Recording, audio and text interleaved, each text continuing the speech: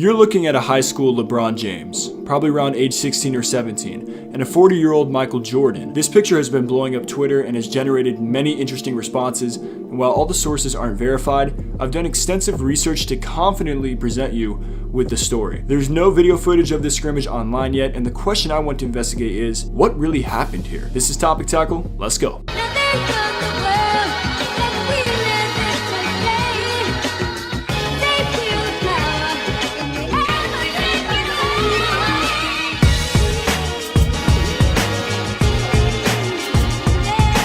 What's good, people? JC3 here, and while I originally planned to upload a different video to begin my mission of bringing y'all quality content during the NBA hiatus, that video will be released after this one because I had to present this story to y'all as soon as I could. There's much speculation surrounding this image, where it was taken, if LeBron and Jordan are on the same team, why there's no video that accompanies it, and the story behind it. The best thread of info we have right now is on Twitter, and some are speculating that LeBron gave MJ the business, hence the reason why there's no tape. But again, that's speculation, not fact. It's important to match time periods as best as we can with what we're given. Maverick Carter told Chris Broussard in 2017 that the first time LeBron met Michael Jordan was when James was 16, going into his junior year of high school. Jordan pulled up in a red Ferrari outside of Hoops the Gym in Chicago and started walking toward Carter and James, and both of them said it was like Black Jesus coming down the street in a red Ferrari. I think it was my junior year in high school. I go up to Chicago and I go to a gym called Hoops where he plays basketball in the summertime.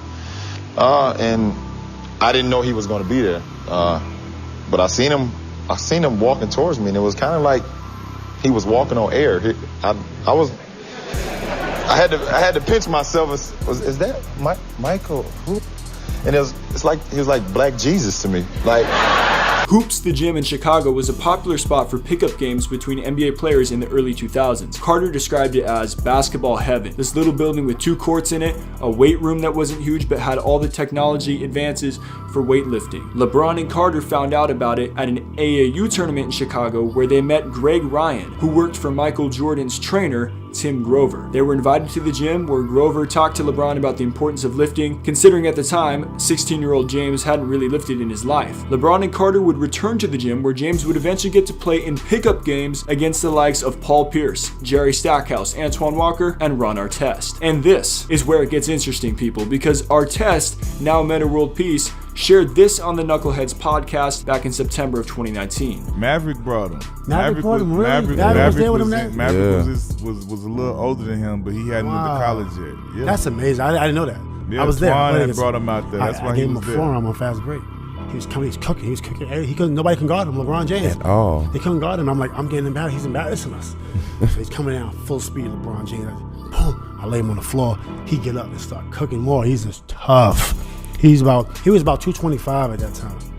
But I remember him just being tough. This story seems to line up with the timeline provided by Maverick Carter, but makes it seem like LeBron dominated all the pros on the court. According to Carter, this was not the case. He got a couple buckets, went up and down. He wasn't at all ready to defend. If Stackhouse caught it, he'd take him to the hole. He wasn't at all ready to defend. But on offense, if you can pass, you can play. And he could pass and had the size and ability to get into the paint, and he got a couple buckets. Still, the one player missing from these pickup games was, Michael Jordan. There's no account of a 16-year-old LeBron playing against Jordan at Hoops the Gym, just the account of LeBron meeting MJ for the first time there. So where does this leave us with this photo? It obviously occurred after LeBron met MJ for the first time, placing James around 16 to 17 years old, and was most likely shot at MJ's camp. I believe the best source we currently have on this comes from a few Twitter users. First is the thread of 2 eyewitness accounts to the LeBron Jordan scrimmage at MJ's camp. Sequel Smith said the scrimmage wasn't too eventful, to be honest. They weren't really guarding each other. Bron did his thing against other NBA and top college players though. I remember him hitting a deep corner fadeaway 3-pointer